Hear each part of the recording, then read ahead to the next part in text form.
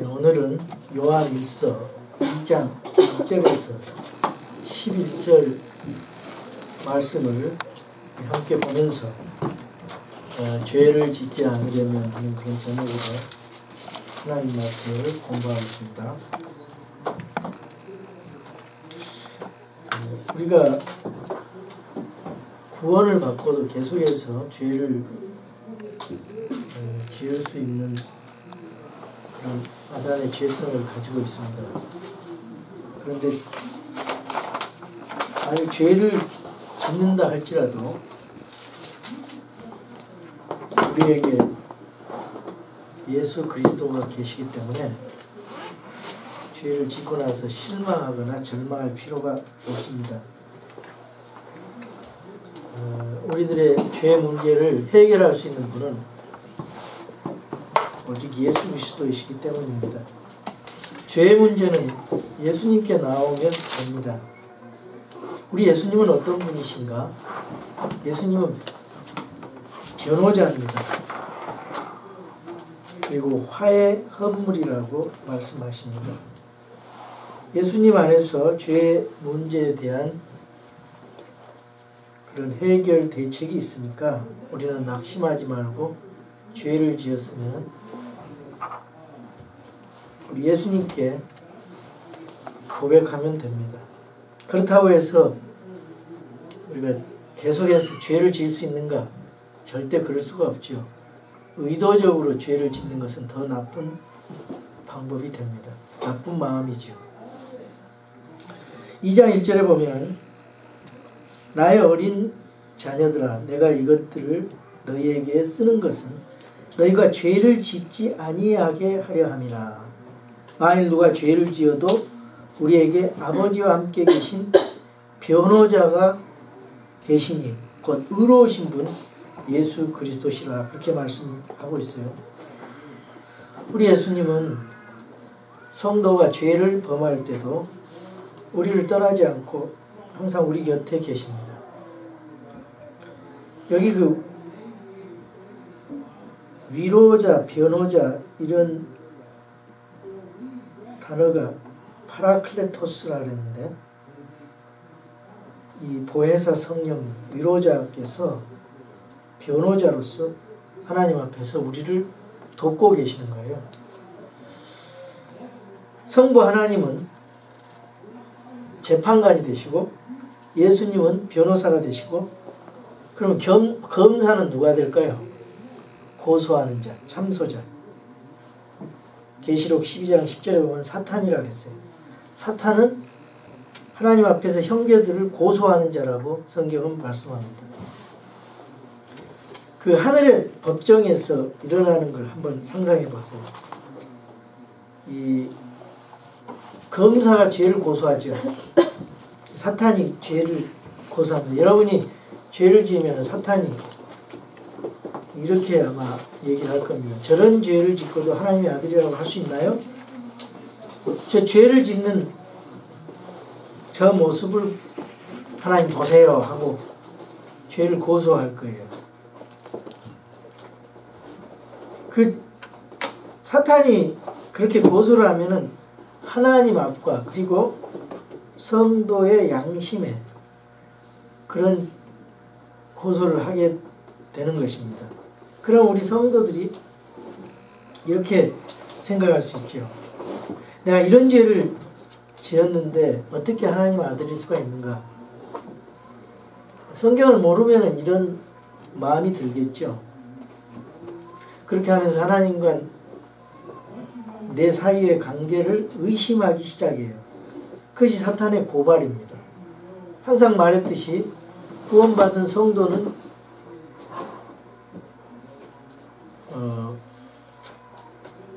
관계, 릴레이션십에서 하나님의 아들이라 그랬죠. 하나님의 자녀란 말이에요. 근데 죄를 짓는 것은 펠로우십이 끊어졌다는 겁니다. 그래서 신분은 그대로 하나님의 아들이에요. 그런데 펠로우십이 죄이기 때문에 하나님과 나의 교제가 금이 간 거지. 그래서 성경을 아는 사람은 실망하지 않고 변호사이신 예수님이 변론해 주실 것을 믿고 항상 마음에 십자가의 피를 통해서 내가 구원받았고 죄를 고백함으로써 용서함 받았다. 이런 마음을 가지고 우리가 또 하나님 앞에 다시 고백하면서 다시 살아가야 돼요. 고백은 마치 뭐와 같냐면 더러워질 텐데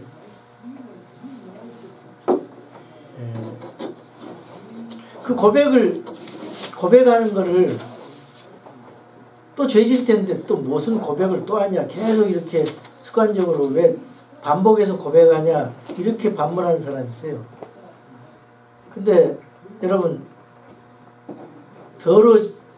더러워질까봐 세수를 안 합니까? 더러워질 거 알고 세수도 매일 하는 것처럼 우리가 고백을 계속 하는 것입니다. 하나님 앞에. 무엇에 근거해서? 십자가의 예수 그리스도의 보혈의 피를 근거로 해서.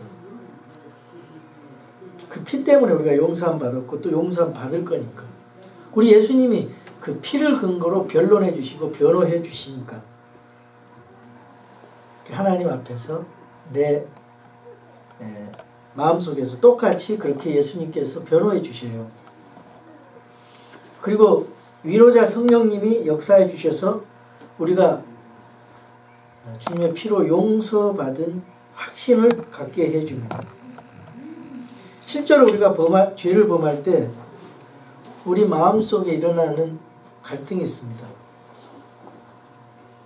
죄를 자백하고도 또다시 여러 번 또 죄를 지기 때문에 염치가 없어서 자백을 안 하려는 마음을 사탄이 줘요.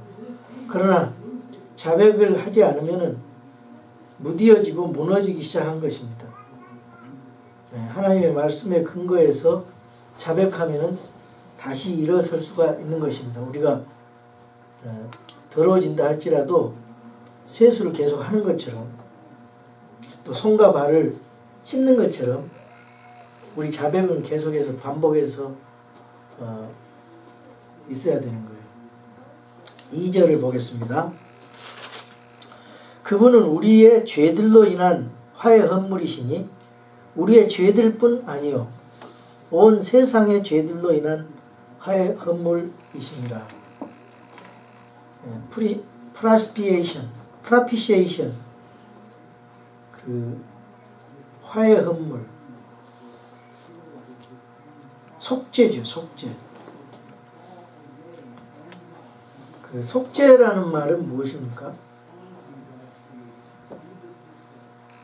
대신 죄를 용서해 준다. 예수님께서 화의 헌물로 죽으셨어요. 구약시대 때는 어떻게 했죠? 대제사장이 이스라엘 백성들의 죄를 짊어지고 어디로 가요? 긍휼의 자리, 속죄소 앞에 나아갑니다. 속죄소는 어디가 있죠? 지성소 안에 있어요. 지성소 안에서 대제사장이 자기와 이스라엘 백성들의 모든 죄를 담당하고 해결하는 장소입니다. 지성소에는 영광의 그릇들과 긍휼의 자리로 덮인 언약궤가 있었어요. 지성소는 성소와 지성소를 가로막는 휘장을 열고 들어가면 그 안쪽에 지성소가 있습니다. 언약궤 맨 위에 붙어있는 그 뚜껑, 거기 긍휼의 자리가 그 긍휼의 자리 속죄소예요. 신약에는 은혜의 왕자 그렇게 말을 하고 있고, 속죄소 양쪽에 그룹들이 내려다 보이는 그 판 위에 대제사장은 속죄의 피를 뿌려요. 그 흐르는 피로 언약궤 속에 들어있는 것이 감추어지죠. 언약궤 속에는 뭐가 있죠? 아론의 쌍난 막대기가 있고 언약의 돌판들이 있고 만나를 담은 금 항아리가 들어있다고 성경에 되어 있어요. 이것은 이스라엘 백성들이 출애굽 이후에 계속 광야 생활하면서 중대한 범죄를 하나님 앞에 짓게 되는데 그와 관련된 증거들인데요. 이 언약의 돌판, 깨어진 이 돌비는 이스라엘 백성들의 그 율법을 파기한 죄, 하나님 앞에 범법한 범죄를 상징하는 것입니다.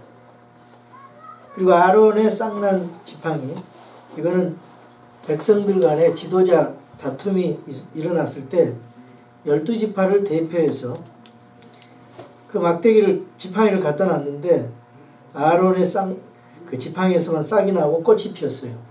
기적이 일어났어요. 뭘 말하냐면 하나님께서 아론을 세웠다는 그 어토리티를 입증하는 것입니다. 그래서 그 하나님께서 세우신 권위에 대항하는 죄는 하나님께서 엄하게 다스렸어요. 사람들이 잘 범하는 범죄 중에 하나입니다. 지금 신약교회에서도 우리 하나님께서 교회 안에 교회의 권위를 주시고 신약교회의 질서와 원리대로 교회를 하시기를 원하세요. 만나는요, 이스라엘 백성들이 광야를 행군하고 있을 때 하나님께서 주신 음식이고 천사의 음식이라고도 하죠. 꿀을 섞은 과자, 기름을 섞은 과자도 같았는데 이 40년 동안 그 가나안 땅에 들어가기 직전까지 만나가 내렸다 그랬습니다. 근데 자꾸 먹다 보니까 실증이 나서 불평을 했습니다. 박한 음식은 싫다고 그렇게 불평을 했어요. 하나님이 그때 진노하시죠. 이 원망 불평하는 이스라엘 백성에 대해서 진노를 하세요. 감사치 못하는 그런 이스라엘 백성들에게 진노하셨어요. 그래서 뭐를 보내죠? 불뱀을 보내서 그들을 징벌하셨습니다. 축복의 만나를 원망으로 삼았던 그 죄가 이 만나의 사건을 통해서 기억나게 하는 거죠. 우리 삶 속에 혹시 하나님께서 주신 선물을, 하나님께서 주신 복을 우리가 감사하지 않고 불평을 한다면은, 또 원망을 한다면은 얼마나 하나님 앞에 죄가 될까요? 내게 주신 환경, 내게 주신 부모님, 나에게 형제를 주고 자녀를 주고 재능을 주시고 또 비즈니스를 주시고 직장을 주시고 또 아름다운 가정을 주시고 공부하게 하시고 돈을 벌게 하시고 얼마나 감사할 조건들이 많습니까? 그래서 11월 달에는 추수감사죠. 네. 주께서 주신 축복을 세어보라 했잖아요. 원망하지 말고 불평하지 말고 주님이 나에게 주신 감사의 조건들을 세어보라고 세어보는 그런 저와 여러분이 되기를 바랍니다. 근데 여기서 우리가 주목할 것은요, 이 언약궤 속을 들여다본 사람들은 그 자리에서 죽었어요. 그리고 범죄가 있는 곳에는 하나님의 진노가 임했습니다. 속죄소 위에는 이스라엘 백성이 모든 죄를 대신해서 흘리신, 모든 죄를 대신해서 흘린 그 희생된 피가 모든 죄를 덮고 있어요. 그래서 화의 헌물이다 그 그것은 바로 피가 덮였다는 그런 의미도 있습니다. 이걸 우리 마음속에 적용을 해보면요. 하나님께서 우리 마음문을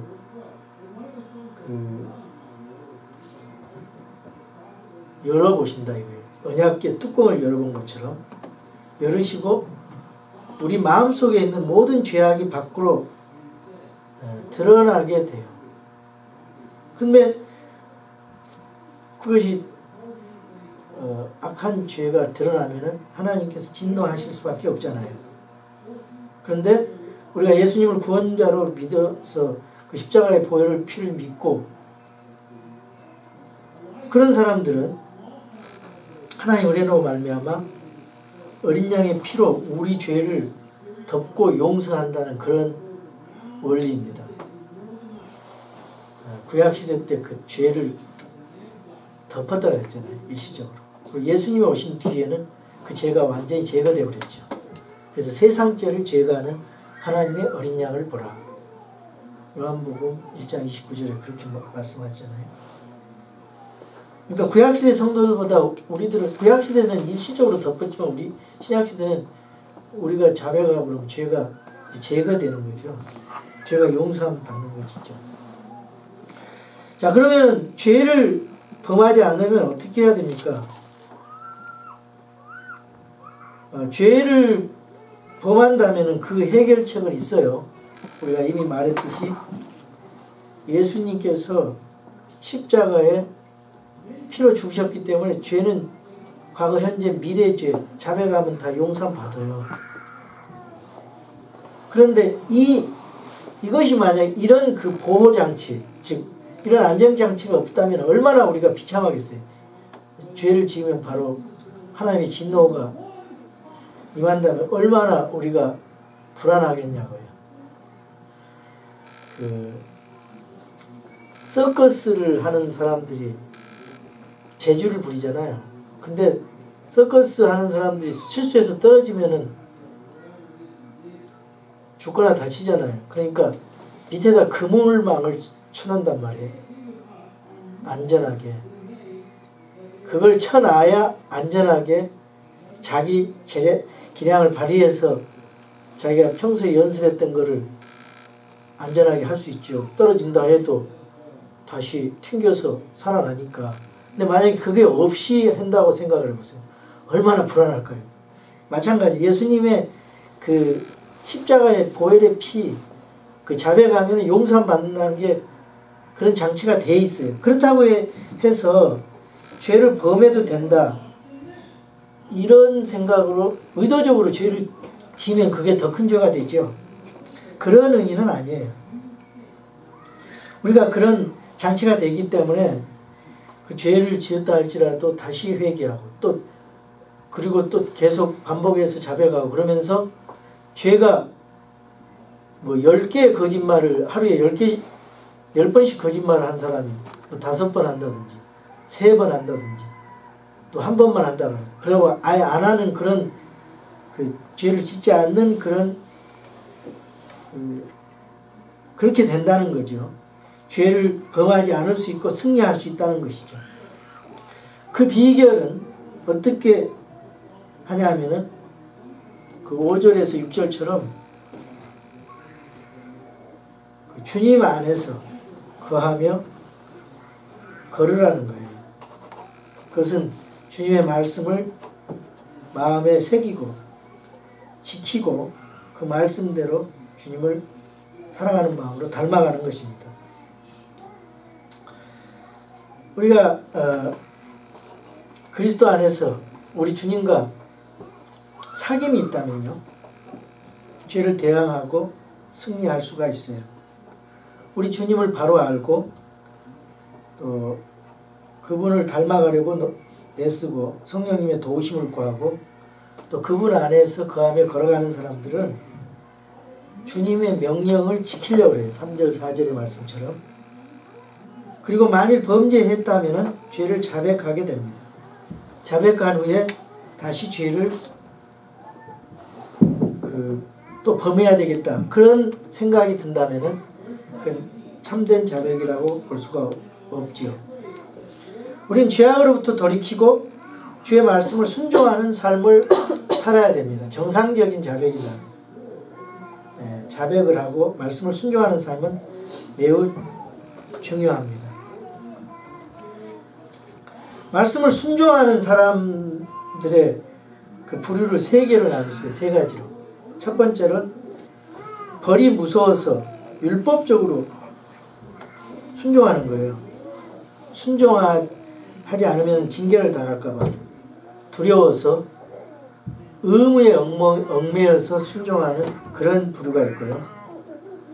또 두 번째 부류는 자신에게 유익하기 때문에 필요에 의해서 순종하는 거예요.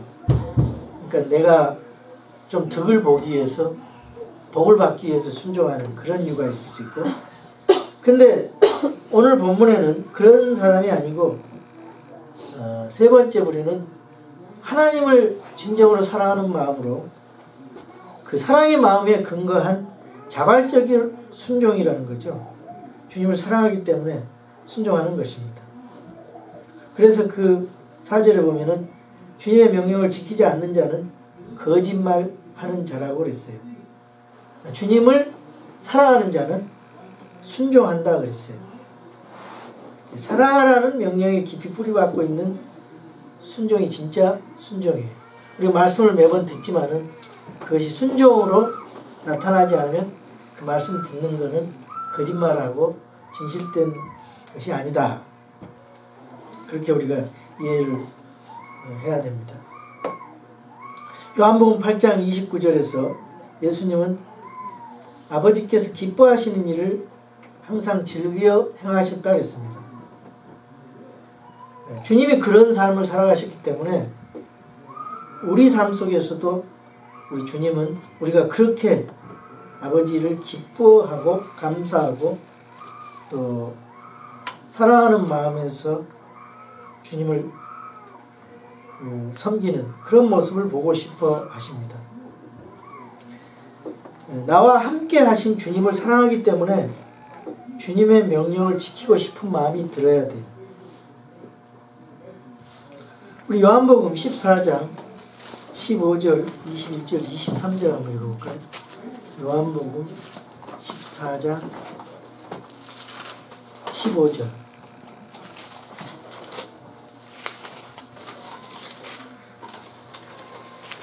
요한복음 14장 15절. 너희가 나를 사랑하면 내 명령들을 지키라 그랬죠? 사랑하는 마음으로 지키는 거예요. 주님의 명령. 21절. 내 명령들을 가지고 그것들을 지키는 자가 나를 사랑하는 자니 나를 사랑하는 자는 내 아버지께 사랑을 받을 것이요 나도 그를 사랑하여 그에게 나를 나타내리라 하시니라. 23절. 예수님께서 그에게 대답하여 이르시되 사람이 나를 사랑하면 내 말들을 지키리니 내 아버지께서 그를 사랑하실 것이요 우리가 그에게 가서 우리의 거처가 그와 함께 있게 하리라. 항상 주님을 사랑하는 마음으로 순종한다고 그렇게 말씀이 되어 있습니다. 여기 아까 그 요한복음 8장 29절 말씀은 어떤 말씀이냐면 나를 보내신 분께서 나와 함께 계시는도다. 내가 항상 아버지를 기쁘게 하는 그것들을 행함으로 그분께서 나를 혼자 버려두지 아니하셨느니라 하시니라. 굉장히 중요한 말씀이에요. 예수님께서 승천하시면서 우리를 혼자 버려두시지 않으셨단 말이죠. 예수님도 마찬가지. 그러니까 지금 현재 우리는 혼자가 아니고 살아계신 주님이 승천하셨지만은 나와 함께 계시고 성령님이 또 나와 함께 계시고 그런 마음으로 사귀면서 살아간다면은 우리 주님 사랑할 수 있고 우리 주님을 기뻐하는 기쁘시게 하는 그런 삶을 살아갈 수가 있겠죠. 그래서 주님은 여기서 사랑과 순종을 강조하고 있어요. 여기서 삼일째 하나님의 교제 모습을 또 보여주고 있는데 아들은 아버지를 사랑하기 때문에 아버지 명령을 지키고 있죠. 사랑에 근거한 아들의 순종의 모습을 또 보여주고 있어요. 거기 그 요한복음 15장 10절에도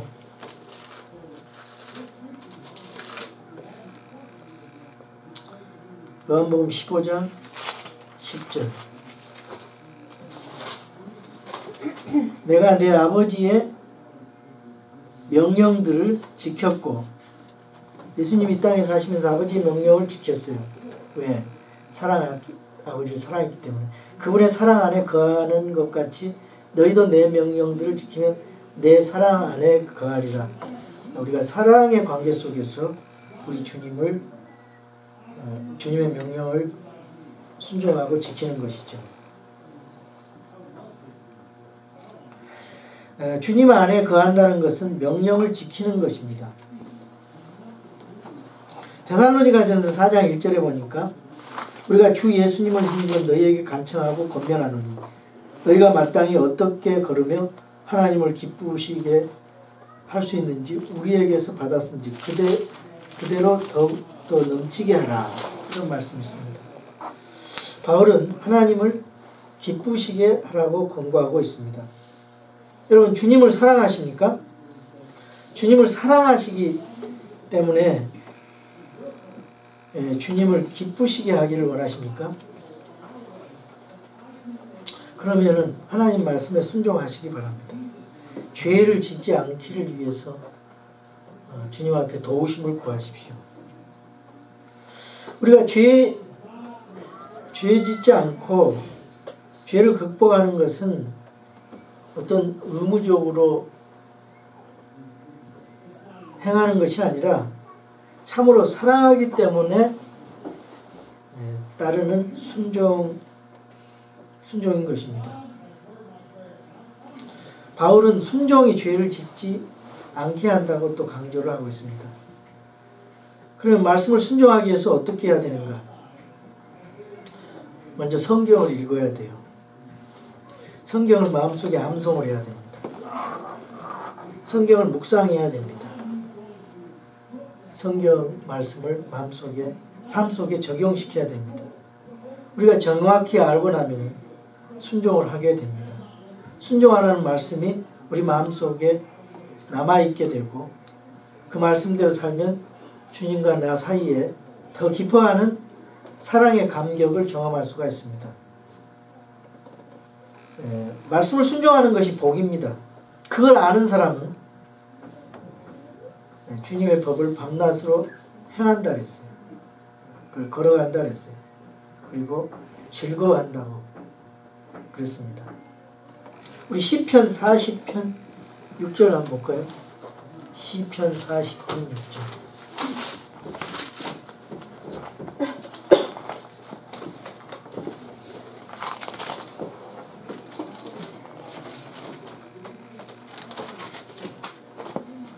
희생물과 헌물은 주께서 원치 아니하셨나이다. 내 귀를 주께서 여섰고 변제 헌물과 죄 헌물은 주께서 요구하지 아니하셨나이다. 그때 내가 말하기를 보시옵소서 내가 오나이다. 두루마리 책에 나를 가리켜 기록된 것이 있나이다. 오 나의 하나님이여 내가 주의 뜻 행하기를 기뻐하오니 참으로 주의 법이 내 마음속에 있나이다 하였나이다. 다윗이 하나님의 말씀을 마음속에 계속 새기고 주의 뜻을 행하기를 위해서 기쁨의 삶을 살아갔다는 그런 고백입니다. 죄를 거부하고 죄를 이기는 승리의 생활은 주님의 사랑에 뿌리박은 순종의 생활입니다. 그래서 주님의 명령을 지켜서 주 안에 거하고 주님과의 지속적인 교제를 할 수가 있습니다. 우리 성경을 다시 요한일서 2장으로 돌아가서 3절부터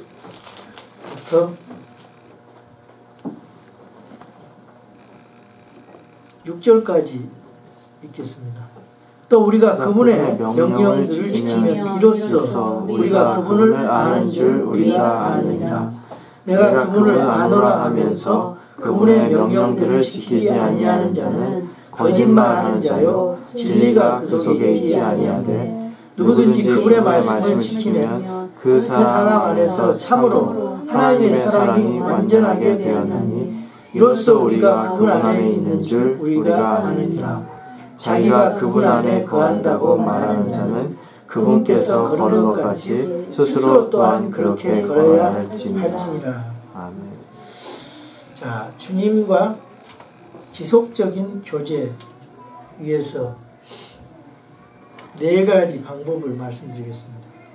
첫 번째로 말씀을 통해서 우리가 주님의 뜻과 주님의 마음을 알 수가 있어요. 그것을 통해서 지속적인 교제가 가능합니다. 주님을 닮으려는 지속된 그런 노력이 필요합니다.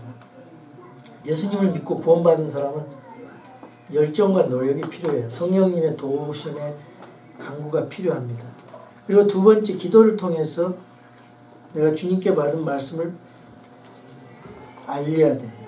기도를 통해서 하나님과 호흡을 해야 되고, 그 사귐이죠. 하나님과 기도로 사귀고, 또 묵상을 통해서 그렇게 교제할 수가 있어요. 하나님 말씀을 계속 묵상하면서 주님의 인격을 담기 위해서 내가 주님과 사귀면서 가는 거예요. 교제하면서. 그래야 우리의 품성이 변화되죠. 나쁜 습관들이 변화될 수가 있죠. 그리고 네 번째로, 하나님께서 나와 함께 계시다. 살아계신 우리 주님이 나와 함께 계시다. 그 약속대로 우리를 거와 같이 버려두지 아니하시고 함께 계신다는 그 약속처럼 내 삶 속에 나에게 주님이 임재하고 계시다는 그런 생각을 자꾸 가짐으로써 우리가 주님과 교제할 수 있어요. 주님을 계속 기억하면서 교제하고 죄를 짓지 않을 수가 있어요. 요한일서 2장 7절에서 11절을 한번 읽어보겠습니다. 형제들아, 내가 새 명령을 너희에게 쓰지 아니하고 너희가 처음부터 가졌던 옛 명령을 쓰노니 그 옛 명령은 너희가 처음부터 들은 그 말씀이니라. 또 다시 내가 너희에게 새 명령을 쓰노니 그것은 그분 안에서와 너희 안에서 참된 것이니라. 이는 어둠이 지나가고 이제 참빛이 비치기 때문이라. 자기가 빛 가운데 있다고 말하면서 자기 형제를 미워하는 자는 지금까지도 어둠 가운데 있느니라. 자기 형제를 사랑하는 자는 빛 가운데 거하며 그 속에 걸려 넘어지게 할 것이 전혀 없으나 자기 형제를 미워하는 자는 어둠 가운데 있고 어둠 가운데 걸으며 자기가 어디로 가는지 알지 못하나니 이는 그 어둠이 그의 눈을 멀게 하였기 때문이다. 여기 9절에 보면은 자기가 빛 가운데 있다고 말하면서 자기 형제를 미워하는 자는 아직 어둠 가운데 있다 그랬죠. 굉장히 중요한 말씀입니다. 미움의 마음이 아직까지 있다면은 그 자기 믿음을 점검을 해봐야 돼요.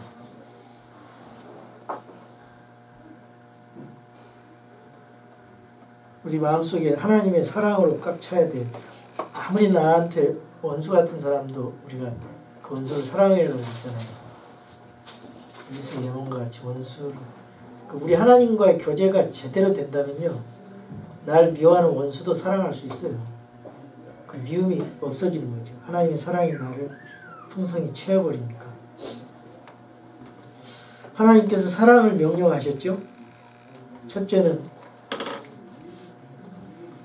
하나님을 사랑하고, 둘째는 내 이웃을 내 몸같이 사랑하라 그랬잖아요. 우리 거듭난 사람들 안에 하나님의 사랑이 거하고 있습니다. 성령님을 통해서 살아갈 수 있는 능력을 우리에게 주셨어요.